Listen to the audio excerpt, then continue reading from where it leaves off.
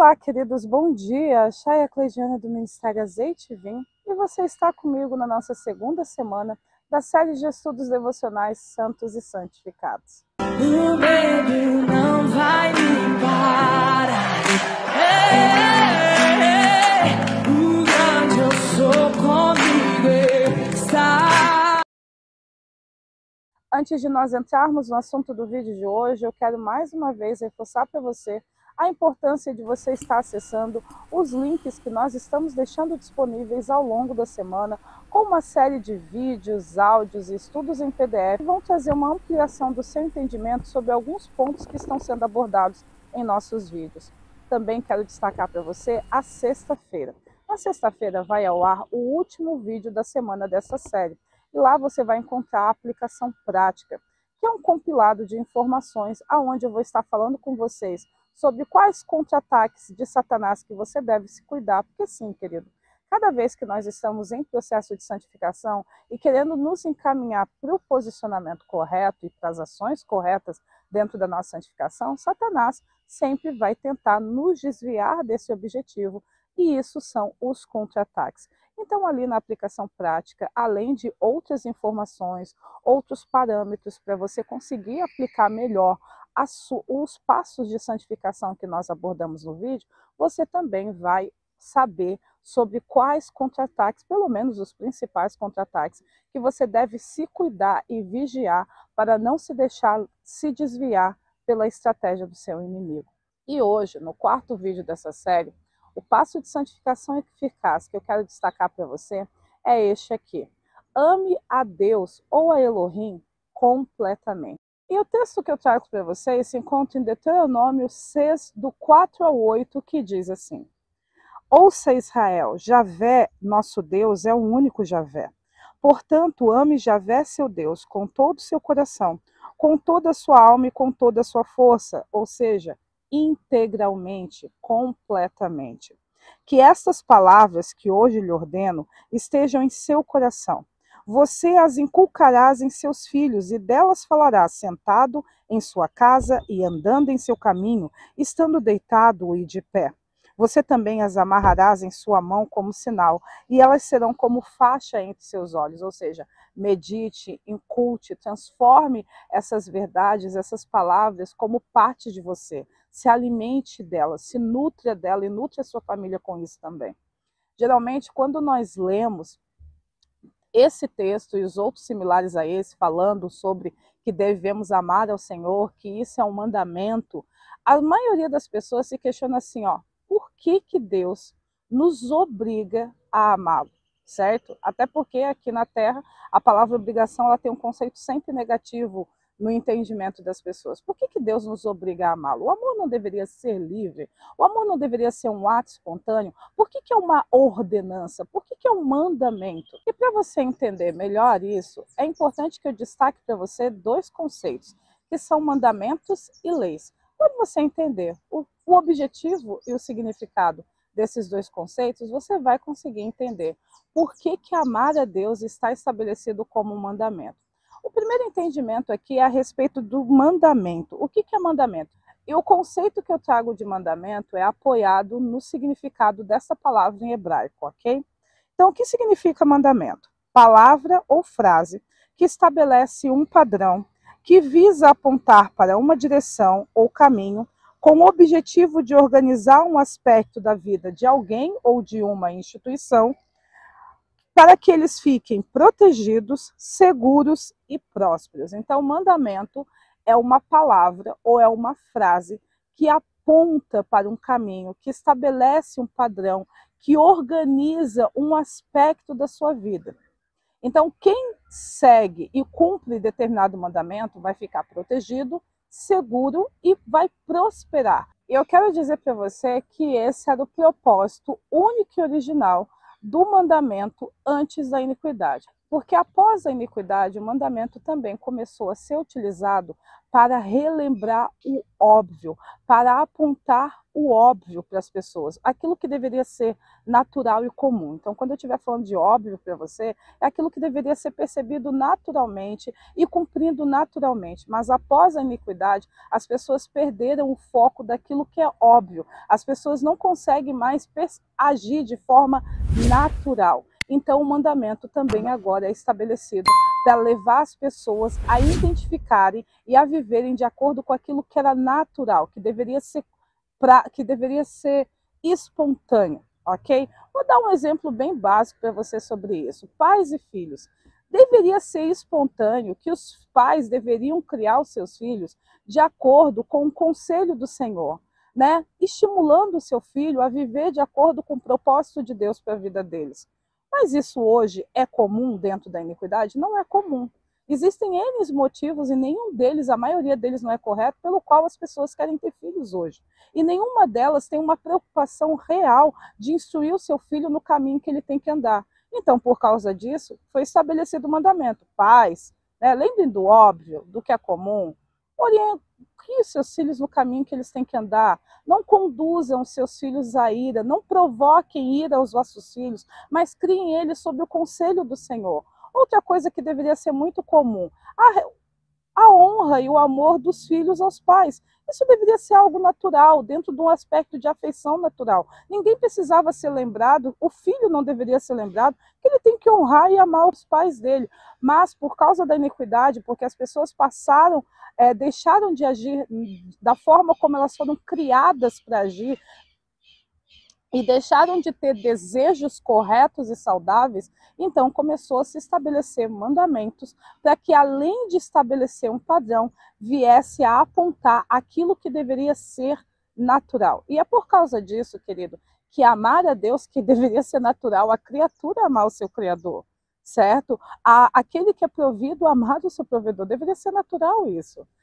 Também foi estabelecido um mandamento, não para exigir isso de você, mas para te lembrar esse aspecto de naturalidade que por causa da iniquidade você perdeu, já que hoje você tem desejos incorretos e acaba agindo de forma antinatural, pelo menos dentro da perspectiva bíblica. Então o mandamento ele tem esse objetivo.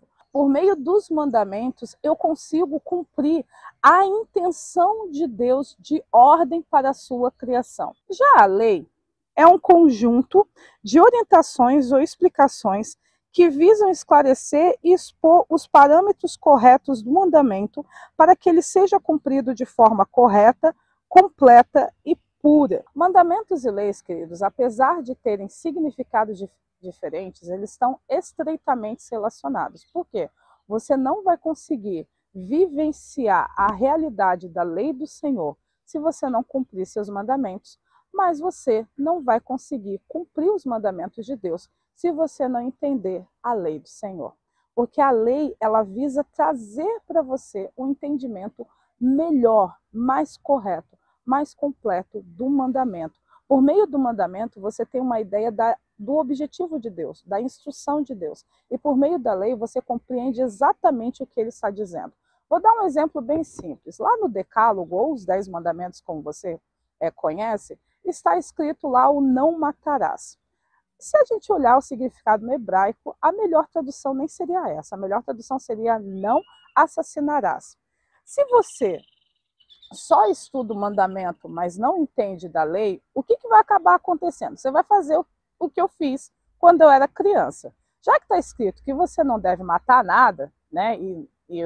O conceito real é não assassinar, quando eu era criança eu tinha esse negócio. Se eu vi uma formiga na rua, eu passava pé por pé para não esmagar a formiga. Por quê? Não matarás. Se tinha uma mosca, eu espantava a mosca e não matava ela. Por quê? Não matarás. Por quê? Porque quando eu era criança, eu só tinha um entendimento do mandamento. Então, eu não tinha um entendimento da lei. Por causa disso, eu interpretei o mandamento da forma como eu achava que era correto. Então, se eu não tenho uma visão da lei, eu vou dar uma nova interpretação do mandamento. E o objetivo de Deus ao estabelecer aquele mandamento não será cumprido para mim. Mas aí, quando eu cresci, eu comecei a estudar a lei, O que eu percebi? Que se eu matar animais para me proteger ou para me alimentar, né? Porque, exemplo, um escorpião, ele tem veneno, eu posso matar ele, né? Uma barata, ela transmite doenças, eu posso matar ela. Então, à medida que eu fui estudando a lei, eu descobri que se eu matar um animal para me alimentar ou para me proteger, eu não estou descumprindo o não assassinarás. Se eu também matar uma pessoa em legítima defesa, seja minha defesa ou defesa da minha família, ou porque ele está invadindo a minha propriedade com o intuito de fazer mal para mim, eu também não estou descumprindo o não matarás. E outra coisa, se eu matar uma pessoa por acidente, não intencionalmente, eu também não estou descumprindo o não matarás. E aí, ao estudar a lei, eu consegui entender exatamente o que significava não assassinarás, que era o quê? Eu não deveria matar ninguém intencionalmente, principalmente se essa pessoa é inocente, porque o que Deus abomina é o derramamento principal de sangue inocente. E esse inocente pode ser um inocente circunstancial, ou seja, essa pessoa não tem nada a ver com essa situação, ou um inocente puro, como nós geralmente chamamos as crianças. É esse derramamento de sangue de inocentes que o não assassinarás se aplica. Mas proteger-me a mim, a minha família, propriedade, para me alimentar, ou acidentalmente, isso não se aplica no não matarás. Ficou claro para você? Quando eu entendo a lei, eu consigo cumprir melhor o mandamento. E ao cumprir o mandamento, eu consigo viver de acordo com a lei do Senhor. Amor em latim significa não morte, literalmente.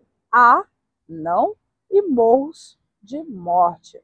Se é não morte, então significa que amor é vida, ou uma dedicação para preservar a vida, para manter a pessoa viva.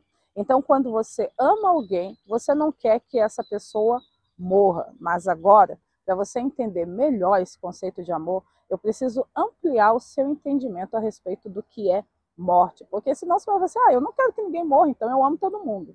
E não é exatamente assim. Quando nós falamos sobre morte, nós estamos falando sobre um processo que inicia na corrupção de algo ou alguém, avança para a extinção deste algo ou alguém e termina na separação deste algo ou alguém do seu meio ambiente e do ser que eles convivem.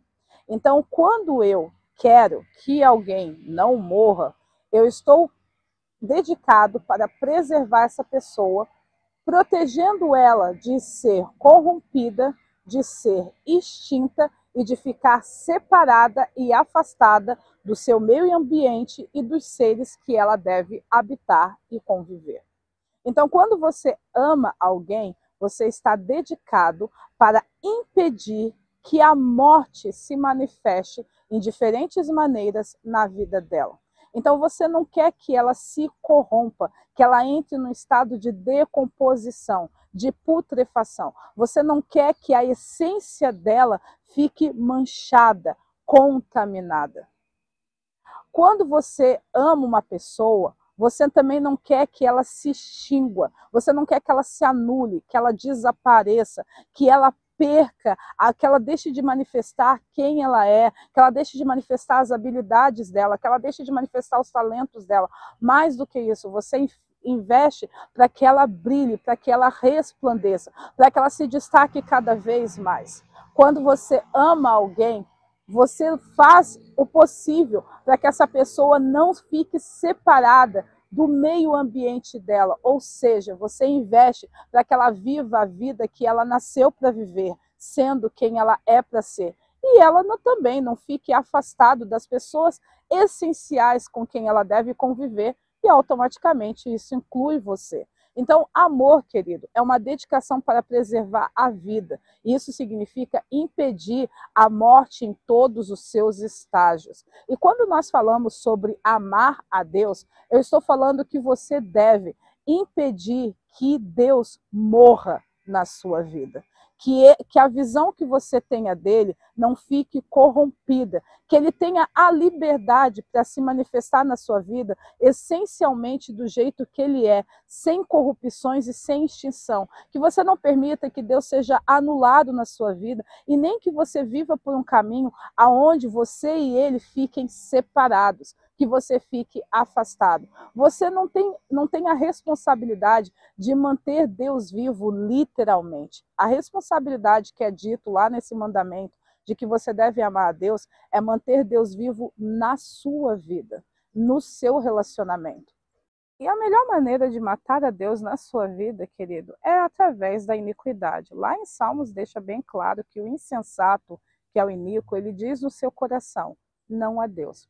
E aí, por não haver Deus, por ele não aceitar a existência de Deus na sua vida, ele acaba, então, matando Deus na sua vida.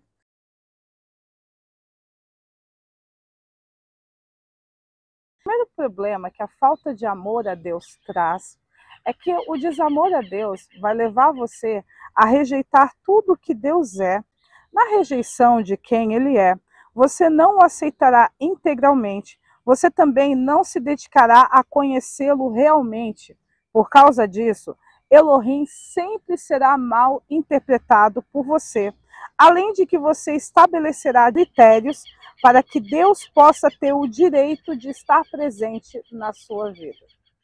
Então, quando você não ama alguém verdadeiramente, essa pessoa, para ter o direito de fazer parte na sua vida, ela tem que cumprir alguns requisitos.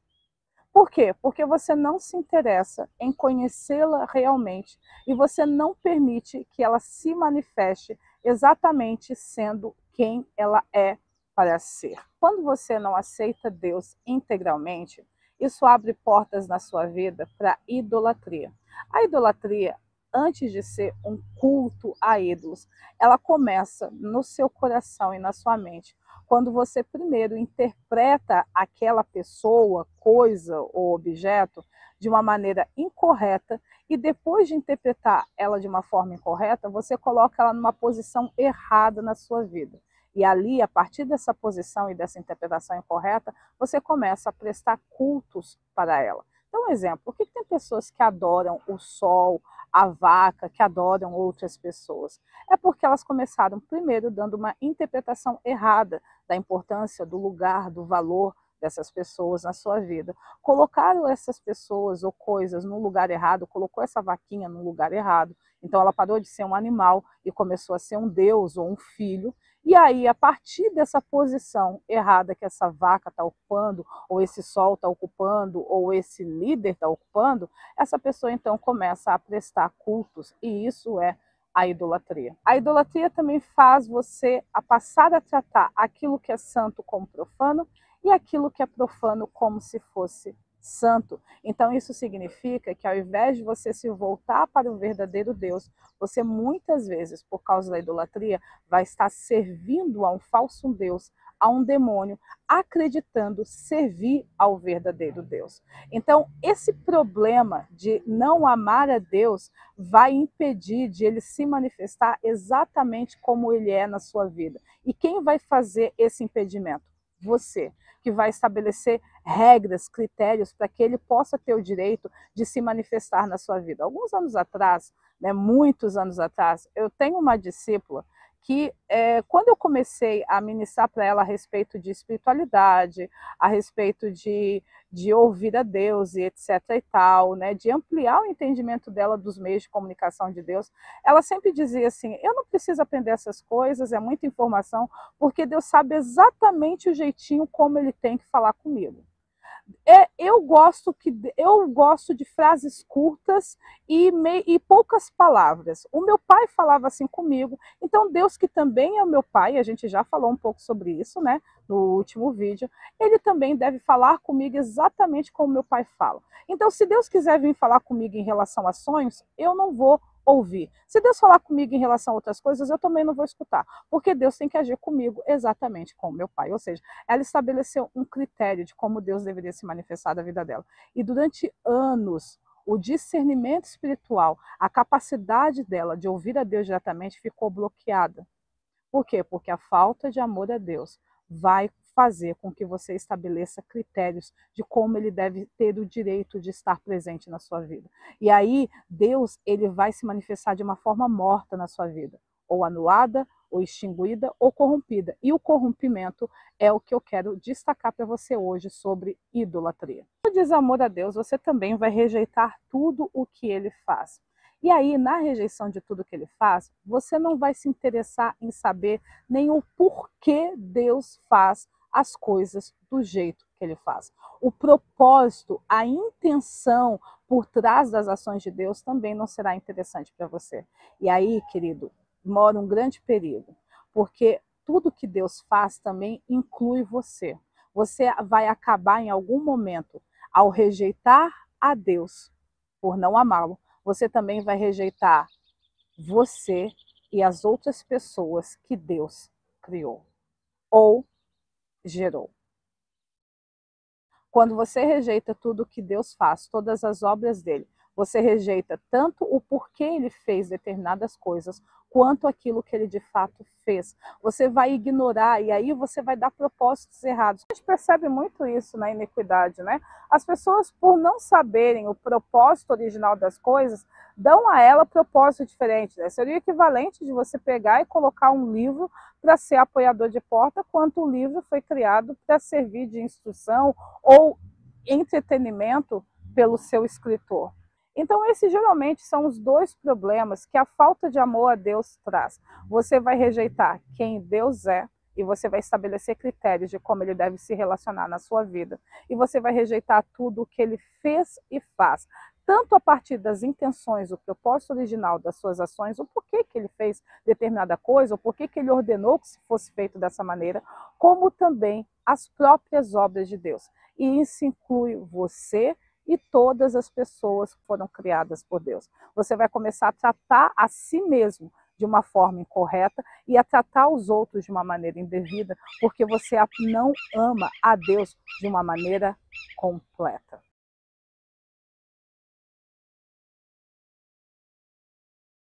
O primeiro passo é identificar as raízes do seu desamor, parcial ou totalmente, e também a religiosidade, ou seja, os atos que você aprendeu a servir e a cultuar a Deus dentro da sua religião.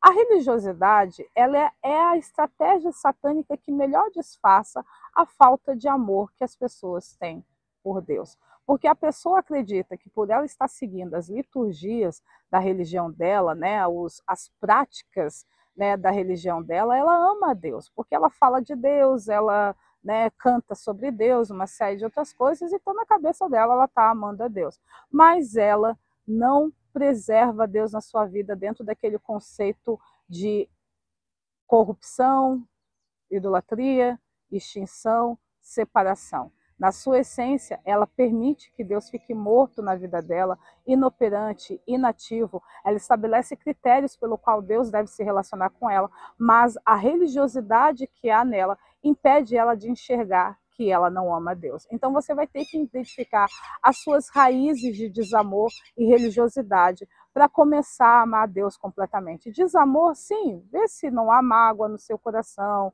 se você não foi ensinado aos seus pais a terem uma visão incorreta a respeito de Deus. O porquê que você não ama a Deus? O porquê que você nunca se dedicou para preservá-lo de uma maneira saudável e íntegra na sua vida. Ok? O segundo passo é tomar a decisão de amá-lo e conhecê-lo completa e verdadeiramente. Porque sim, querido, você já sabe disso, né? Até os coaching já falam que amar é uma decisão. Você começa a... Por que amar é uma decisão? Porque amor é uma dedicação para preservar. E para você se dedicar a algo, você tem que decidir dar importância para isto ou para esta pessoa. Por isso que amor é uma decisão. Antes de surgir o afeto, né, o sentimento de bem-estar e de prazer, e de alegria e contentamento por ter aquela pessoa na sua vida, você decidiu mantê-la na sua vida. Você decidiu preservá-la. E essa decisão você tem que começar a tomar. Você tem que começar a tomar que a partir desse momento você vai manter Deus vivo na sua vida, que você vai impedir que a morte se manifeste no seu relacionamento com Deus. O terceiro passo é desenvolver o verdadeiro temor a Deus, que é a mesma coisa que honrar a Deus. Por que eu falo sobre verdadeiro temor e a gente já falou isso na edição passada? O temor a Deus é odiar o que Deus odeia e amar o que Deus ama. E a essência do temor a Deus está em Provérbios 8,13, aonde diz que Deus odeia 5 coisas: o mal, a boca perversa, a arrogância, a soberba e o mau caminho. E esse é o verdadeiro temor a Deus. Na religião, né, ou no mundo, você aprende o falso temor a Deus. Geralmente significa o quê? Você teme o poder de Deus e você teme o juízo de Deus. Então você não respeita aquilo que Deus, as opiniões de Deus a respeito daquela coisa. Você só não quer que Deus te machuque e Deus te puna se você for ao contrário daquilo que Ele estabeleceu para você. O falso temor a Deus é isso. Você não se importa exatamente com aquilo que Deus se importa. Você não quer exatamente concordar com Deus sobre esse assunto. Você só quer viver uma vida onde você faça as coisas do jeito que você quer, mas não seja punida por Deus. Então você tem medo da punição de Deus e não em respeitar a decisão de Deus de considerar o mal como uma coisa ruim, a arrogância como uma coisa ruim, a soberba como uma coisa ruim, a língua perversa como uma coisa ruim, o mau caminho como uma coisa ruim. Ficou claro isso para você? E o último passo, querido, é que você precisa se dispor a servir a Deus integralmente. Querido, no amor, há serviço. A melhor manifestação de amor é o servir. Se você ama alguém, você serve essa pessoa. Por quê? Porque você está dedicado para preservá-la em vida. E há na dedicação a serviço, na dedicação à disposição. Como é que você sabe que você está dedicado a algo? Porque você está focado e se movimentando em direção àquilo, fazendo diferentes processos para mostrar que você está se dedicando a isso. E servir é a mesma coisa, não há como dizer que ama e não querer servir, e não estar disposto para servir. O apóstolo Tiago, ele fala muito bem sobre isso, ele diz que nós devemos amar não de língua, mas de fato e de verdade, não pelo discurso, mas por ações. Ele até deixa um exemplo muito claro sobre aquelas pessoas que precisam se alimentar e alguém simplesmente diz assim: ah, Deus te abençoe, que Deus providencie para você. Isso não é amor. O amor correto seria se você providenciasse esse alimento para o seu irmão. Ou seja, ele dá um exemplo de uma ação. O amor verdadeiro, o amor, ele se manifesta em ações práticas e não em discursos bonitos. Os discursos são importantes quando a pessoa é uma pessoa íntegra, que honra a sua palavra. Então, aquilo que ela fala, você pode levar a sério, que vai ser aquilo que ela irá fazer. Mas uma pessoa que não tem integridade, aquilo que ela fala não significa nada até que ela faça. Então, o fazer, o agir, se dispor a servir Deus integralmente, vai desenvolver o seu amor. Por quê? Porque aquilo que vocês, como disse o meu pai há muitos anos atrás para mim, aquilo que você se dedica é o que você valoriza. E aquilo que você valoriza, a gente consegue reconhecer pela sua dedicação. Se você se dispor a servir a Deus integralmente, o seu amor por Ele vai ficar completamente desenvolvido e saudável. Ficou claro isso para você? Então, até o nosso próximo vídeo.